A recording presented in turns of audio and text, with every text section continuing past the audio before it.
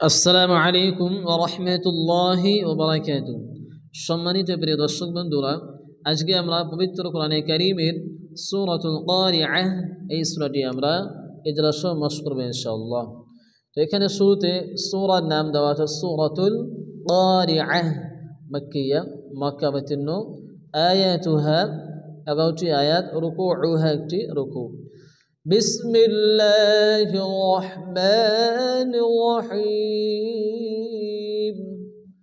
এখানে শুরুতে যে ওয়ার্ডটি দেওয়া আছে আল কারিআতু, এখানে আল কব আলিফ জবর ক, এক আলিফ পরিমাণ টান দিয়ে পড়তে হবে এবং কব জবর ক হয়। আরবিতে 8টি অক্ষর আছে খ, র, স, ওয়া, ত, য, গাইন, কফ। এখানে কব আসছে। এই 8টি অক্ষরের উপরে যদি জবর আসে কোরআনে কারিমে যেখানে আসুক না কেন সেখানে কি হবে? অকার উচ্চারণ হবে।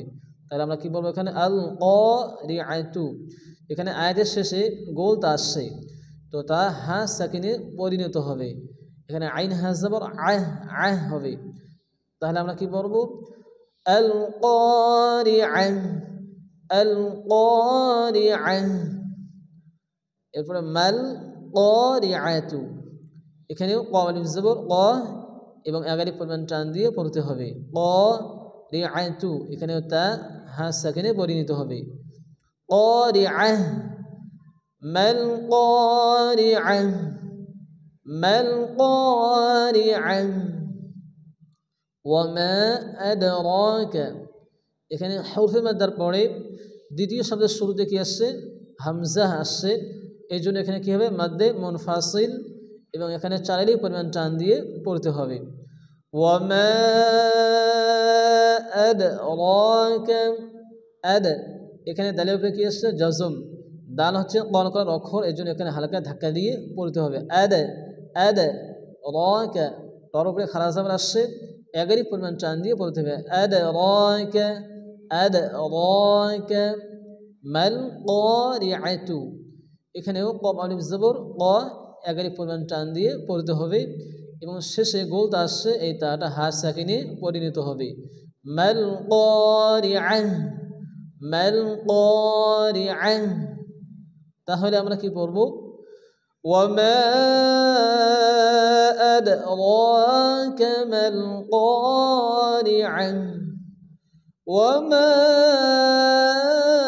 আদরাকা মাল কারিআহ। ইয়াউমা, ইয়াউমা, ইয়াকুনুন, এখানে ওয়াও মাদ্দা এক আলিফ পরিমাণ টান দিয়ে পড়তে হবে। ইয়াকুনুন নাসু, এখানে নুনের উপরে কি তাসদীদ? নুন গুন্না ওয়াজিব, এক আলিফ গুন্না করতে হবে। ইয়াকুনুন নাসু, এখানে আলিফ মাদ্দা এক আলিফ পরিমাণ টান দিয়ে পড়তে হবে। নাসু, নাসু। কাল ফরাশিল, কাল ফরা, এখানে র আলিফ জবর র, এক আলিফ পরিমাণ টান দিয়ে পড়তে হবে, আলিফ মাদ্দা। কাল ফরাশিল, কাল ফরাশিল। মাবসুসি, মাব, এখানে বারফে কিছু জজম বা আছে কলকলার অক্ষর, এই জন্য এখানে হালকা ধাক্কা দিয়ে পড়তে হবে। মাব, মাব সুসি। আয়াতের শেষে সার নিচে কি আসছে? জের আসছে, এই জন্য এখানে সা সাকিন হবে এবং এখানে হরফে মাদ্দা ওয়া মাদ্দা আসছে। আমরা যেহেতু এখানে হরফে মাদ্দার মাধ্যমে আমরা এখানে ওয়াকফ করবো বা থামবো, এই জন্য এখানে মাদ্দে আরিস ওয়াকফি 4 আলিফ পরিমাণ টান দিয়ে পড়তে হবে। মাবসুস,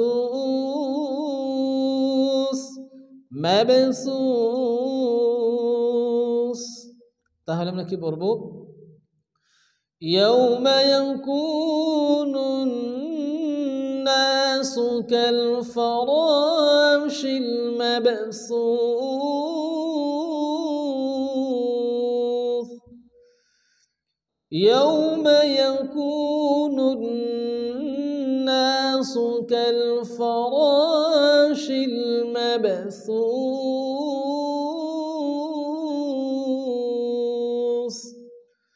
ওয়া তাকুনুল, এখানেও ওয়া মাদ্দা এক আলিফ পরিমাণ টান দিয়ে পড়তে হবে। ওয়া তাকুনুল, ওয়া তাকুনুল জিবালু, এখানে বা আলিফ জবর বা আলিফ মাদ্দা এক আলিফ পরিমাণ টান দিয়ে পড়তে হবে। জিবালু, জিবালু কাল ইহনিল, কাল ইহনিল, এখানে হারফে কিছু জজম, আর যে অক্ষর উপরে জজম আসে সে অক্ষরটিকে ডান দিকে অক্ষরের সঙ্গে মিলিয়ে পড়তে হয়। এখানে আইন হাজার ইহ, ইহ কাল ইহনিল মানফুশি। এখানে নুন সাকিনের পরে কি এসছে হরফে ইকফার, 15টি অক্ষরের মধ্যে ফাঁস, এখানে এক আলিফ গুণনা করে পড়তে হবে। মান মানফুশি। এখানে আয়াতের শেষে শিনের নিচে যে আসছে শিন সাকিন হবে এবং এখানে ওয়া মাদ আসছে। আমরা হরফে মাদ্ধার মাধ্যমে এখানে আমরা ওয়াকফ করবো বা থামবো, এই জন্য এখানে মাদ্দে আরিস ওয়াকফি চারেরই পরিমাণ টান দিয়ে পড়তে হবে। মানফুশ, মানফুশ। তাহলে আমরা কি বলবো? وتكون الجبال كالعهن المنفوش،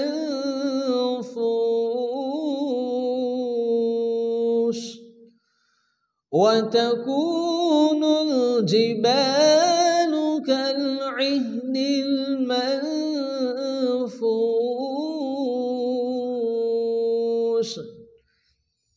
এরপরে ফাআম্মা, এখানে মিমের উপরে তাসদীদ, মিম গুন্না ওয়াজিব এবং মিম আলিফ মাদ্দা এক আলিফ মান টান দিয়ে পড়তে হবে। ফাআম্মা, ফাআম্মা মান সাকুলাত।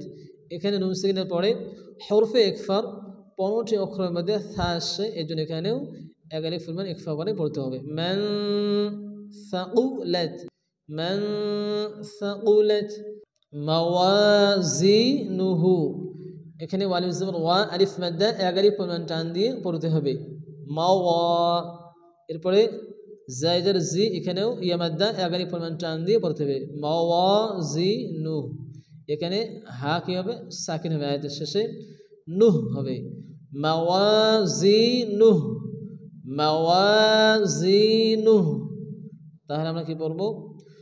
فأما من ثقلت موازينه، فأما من ثقلت موازينه। এরপরে ফাহুয়া, ফাহুয়া ফি ইয়া মাদ্দা এক আলিফ পয়েন্ট টান দিয়ে পড়তে হবে। ফি ঈশাতির, আইন ইয়াজির আই ইয়া মাদ্দা এক আলিফ পরিমাণ টান দিয়ে পড়তে হবে। ঈশাতির রাদিয়াতিন, এখানে রা তির, রায়ের উপরে কি এসছে? তাসদীদ। এখানে রায়ে মুশাদ্দাদা, তার আগে কি এসছে? দুই জের। এখানে রা কি হবে? পুরো করে মোটা করে পড়তে হবে। এখানেও এক আলিফ পরিমাণ টান দিয়ে পড়তে হবে। রা আলিফ জবর রা, রা ঈশাতির রা, ঈশাতির রাদিয়াতিন। আয়াতের শেষে গোলতা আসলে তা হা সাকিনে পরিণত হয়। রিয়াহ, রাদিয়াহ, রাদিয়াহ। তাহলে আমরা কি পড়ব? ফাহুয়া ফি ঈশাতির রাদিয়াহ, ফাহুয়া ফি ঈশাতির রাদিয়াহ। এরপরে ওয়া আম্মা, এখানে মিমের উপরে তাসদীদ, মিম গুন্না ওয়াজিব, আর মিম আলিফ জবর মা এক আলিফ পরিমাণ টান দিয়ে পড়তে হবে। ওয়া আম্মা, ওয়া আম্মা মান খাফাত, এখানে কিন্তু নুন সাকিন, নুন সাকিনের পরে ইজহারে হালকির খ আসছে, এখানে কোনো গুণ হবে না। মান খাফাত, মান খাফাত। মাওয়াজিনু, এখানে ওয়া আলিফ জবর ওয়া আলিফ মাদ্দা এক আলিফ পরিমাণ টান দিয়ে পড়তে হবে। মাওয়া জি ইয়া মাদ্দা এবং শেষে হা উপরে কি আসছে? উল্টা পেশ, হা সাকিন হবে। মাওয়াজিনুহ, মাওয়াজিনুহ। তাহলে আমরা কি পড়ব? ওয়া আম্মা মান খাফাত মাওয়াজিনুহ, ওয়া আম্মা মান খাফাত মাওয়াজিনুহ। ফাউম্মুহু, এখানে মিমের উপরে তাসদীদ, মিম গুন্না ওয়াজিব। ফাউম্মুহু, হার উপরে উল্টা পেশ এক আলিফ পরিমাণ টান দিয়ে পড়তে হবে। উম্মুহু, ফাউম্মুহু হাওয়াতুন, এখানেও আলিফ জবর হা আলিফ মাদ্দা এক আলিফ পরিমাণ টান দিয়ে পড়তে হবে হা ওয়াতুন আয়াতের শেষে গোলতা আসলে তা হা সাকিনে পরিণত হয় এখানে ওয়াইয়ের নিচে কি এসছে জের এসছে ওয়া মানে এমনভাবে উচ্চারণ করবো যাতে বার মতো শোনা যায় فأمه هاوية فأمه هاوية وما أدراك এখানেও হরফে মাদ্দার পরে হামজা দ্বিতীয় শব্দের শুরুতে আসছে এর জন্য এখানে কি মাদ্দা মুনফাসিল চার আলিফ পরিমাণ টান দিয়ে পড়তে হবে ওয়ামা আদরাকা এখানে দালের উপর কি আসছে জজম দালকে কলকলা করে হালকা ধাক্কা দিয়ে পড়তে হবে আদ আদ র খারাজ যাব এক আলিফ পরিমাণ টান দিয়ে পড়তে হবে রাকা ওয়ামা আদরাকা وما أدراك ما هي এখানে মিমের জবর মারিফ মাদ্দা এক আলিফ পরিমাণ টান দিয়ে পড়তে হবে এবং আয়াতের শেষে হা সাকিন আছে মা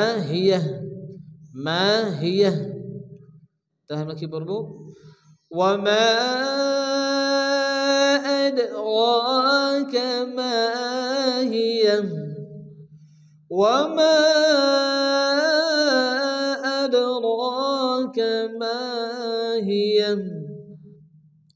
نار حامية এখানেও আলিফ মাদ্দা এক আলিফ পরিমাণ টান দিয়ে পড়তে হবে নারুন হা আলিফ মাদ্দা এক আলিফ পরিমাণ টান দিয়ে পড়তে হবে হা বড় হা হা মিয়াতুন আয়াতের শেষে গোলতা আসছে তা হা সাকিনে পরিণত হবে মিয়াহ হামিয়াহ নারুন হামিয়াহ نار حامية